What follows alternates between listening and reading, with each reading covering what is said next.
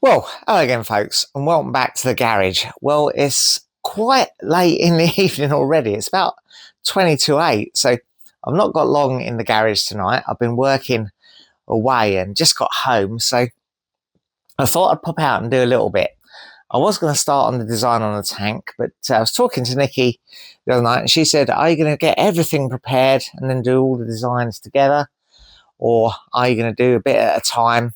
I said I didn't really know, but it does make sense actually to get all the tins ready and then do the design on them all at once. I still haven't really quite settled on what I'm going to do either, so that does lean me towards getting everything ready first. So if you remember last time, I just got some filler on those low points, so now I'm going to go over with some what is this, 120 grit paper just on a block to flat this off again. And then because this 120 paper is going to scratch it a little bit, we'll put another coat of primer filler on there, I think. And that might be as far as we get tonight.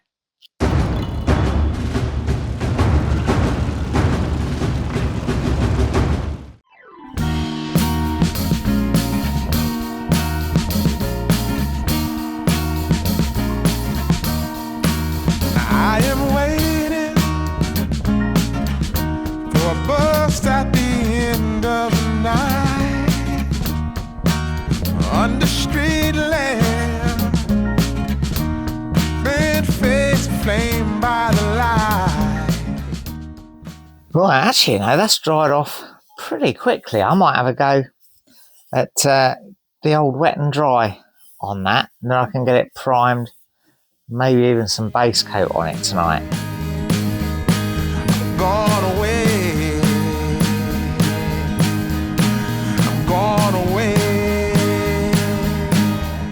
So there we go. I think you can see we've got rid of those dimples in it, hopefully satisfactorily. Right, let's give it a coat of that dark grey primer.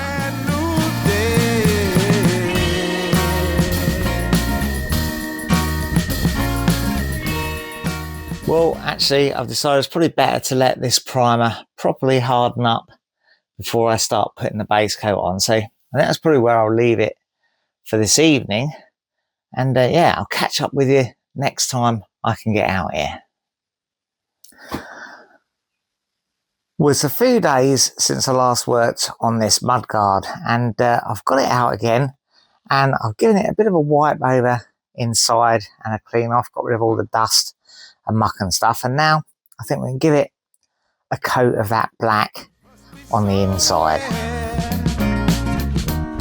Welcome me into the fold. We'll let that dry just for a few minutes and then give it a quick second coat, and I think that'll be enough for inside. Right, that's long enough, I'd say. Let's hit it again. Right, that'll do for the moment on that. I'll let that dry off nicely before I flip it over and paint the top. But in the meantime, there's something else we can get on with. And that is, of course, preparing the rear mudguard for painting. And the first thing I think I'm going to try and tackle is to remove these side bars. That shouldn't be too difficult, although these are quite heavily corroded, these fixings here. Lashings of plus gas for everyone, I think.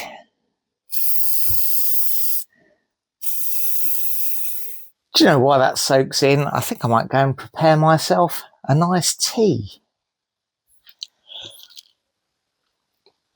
Ah, that's better. Right, let's have a go stripping this down a bit. I'm gone away. I'm gone away. I'm gone away. And the sun. Well, that was a bit of a struggle. This nut here, would you believe it or not, is a 16mm nut, which I've never come across before. You can see in all my spanner sets, 16 is not a size that's generally included. It is on this stubby set I picked up from Booley Auto Jumble, but that's not going to cut it. Even my socket set, look, jumps from 15 to 17. Fortunately, I had a 16mm spark plug socket for some sort of Japanese car or something, and that fitted okay. So we got there in the end. Hopefully the other side will come off a little bit easier, because that was proper rusted up.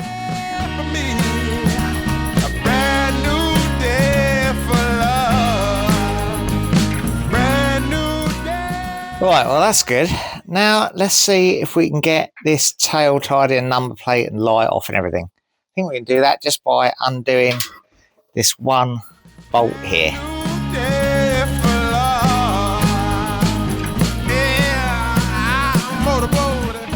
Maybe not, that's just spinning around. I think we've got to try and take the back light off, which is secured with those two there, and yeah, then we might be able to hold whatever's spinning on the other side.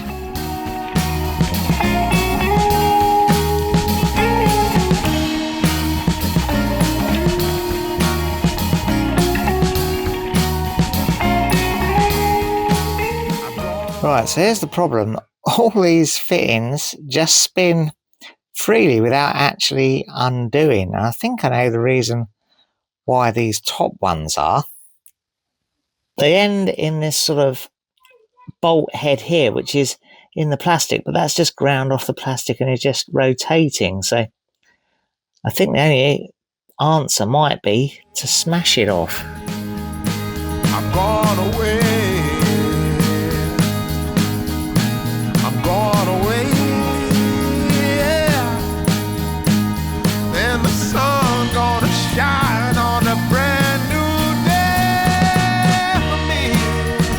A brand new day for love.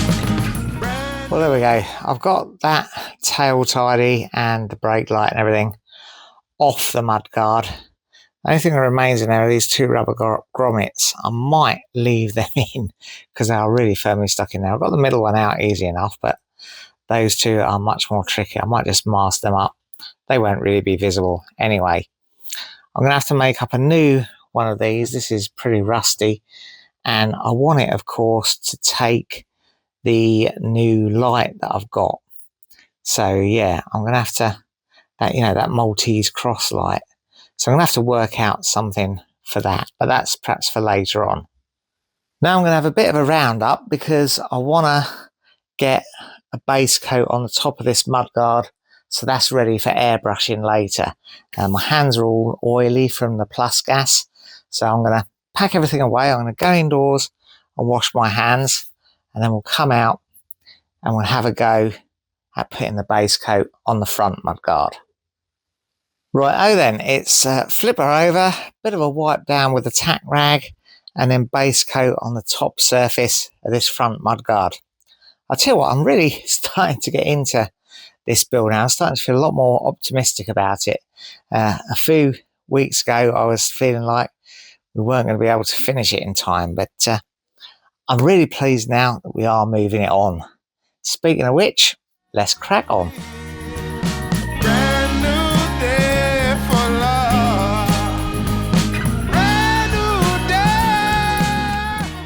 Right, I'll leave that for a few minutes and then I'll give that a second coat. So there we go. I am pretty pleased with that for a rattle can finish. Although of course we will be flattening it down and doing an airbrush design in it. But yeah, pretty good I think. Especially considering it's all done inside a dirty, dusty old lock-up. Right, I think that's about it for tonight. I'm going to pack away and we'll regroup here again in the morning. Right, well, it's the next morning. I'm going to start preparing this for paint. I'm going to blow it off a little bit with the air, clean it up with some brake cleaner, and then rub down the shiny bits with some 400 grit, wet and dry.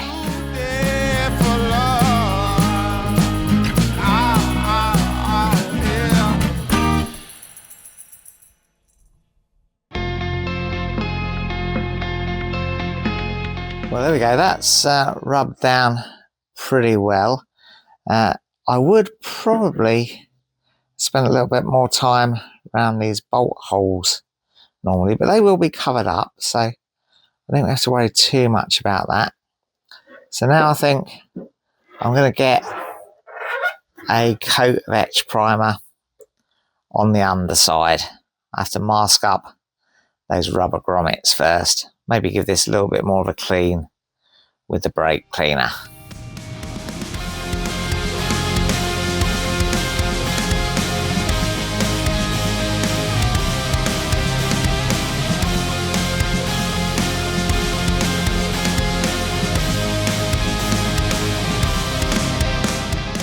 Right, that's had a few moments. Let's flip it over, wipe it with a tack rag, and yeah, go for the top side.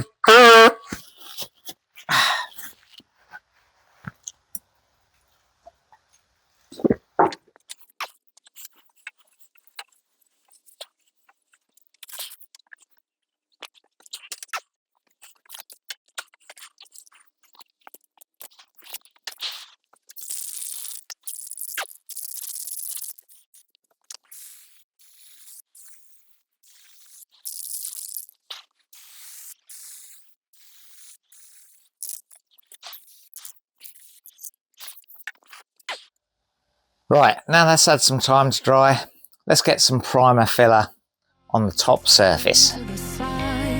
Seeking the guidance I forgot. It's somewhere lost to the cages of Well, while that primer filler's drying, I'm going to have a bit of a go at restoring the alloy wheels. I'm going to start just by giving them a good old wash because they are absolutely filthy.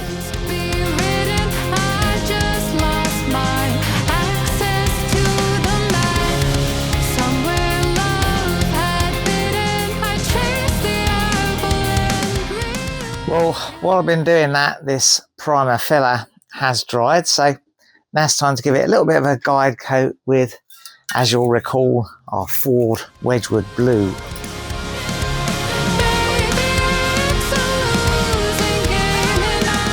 So looking at these wheels, they don't actually look too bad. I think they might have some sort of lacquer on them. It's kind of hard to tell. It's hard to believe they survived this well when the rest of the bike was quite corroded.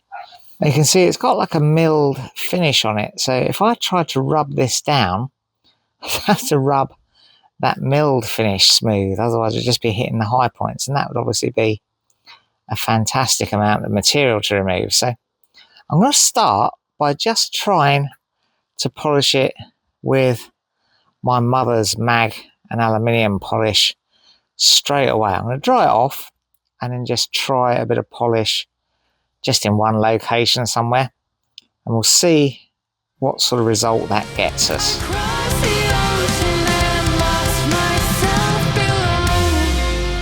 Actually, you know, I'm reasonably pleased with that. I think that will do. So yeah, I'm going to polish the whole wheel like that, and then I'll come back to you and you'll see how it looks. Oh, well, I just got called into work. I had a bit of a alarm problem, so I had to quickly pack up the garage and shoot off for about 2 or 3 hours.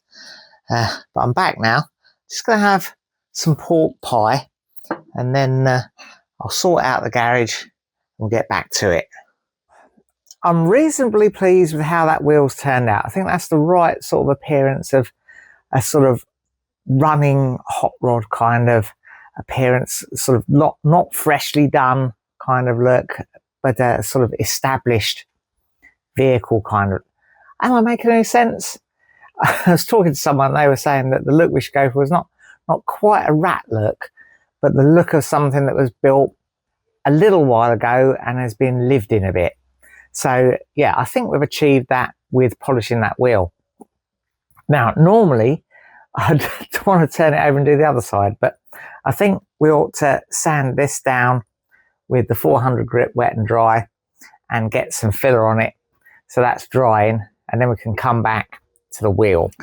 So given that this is just a lot more wet sanding, I'll crack on with it and I'll come back to you when I've got it ready to add the filler.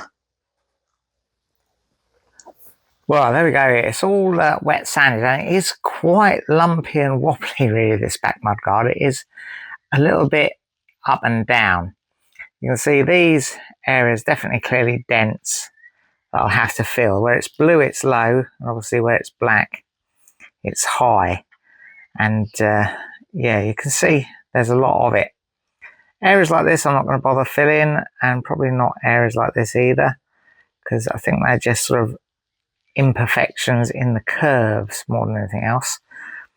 But areas like this, definitely dents, and we got these sharp little dots. I'll definitely fill them as well, because they're actually sort of little holes and chips. So yeah, actually looks all right, doesn't it? I wish I'd thought of sort of having this sort of finished, then clear coating it and going for a bit of a under restoration look. Right, there we go. There's some filler on the lowest of low spots. I'm not going to go crazy on it. But we'll let that dry and have another go at the wheel, because we've got to polish the other side, same as we polished that side.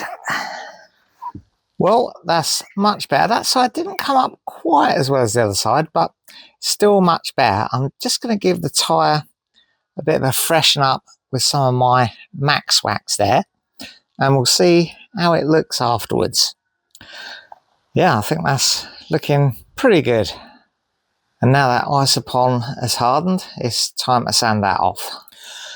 Right, there we go. That is all sanded down nice and smooth. And now I'm going to flip it over. I've already cleaned the underneath with some brake cleaner again. And yeah, we'll coat the underneath with the black first. To stay in the deep end, finally face to face with truth. How about you? Can you handle the Right, now of course the top side is going to need another coat of etch primer before we put the base coat on, so let's do that next. somewhere it must be written? I just lost mine. Access to the map.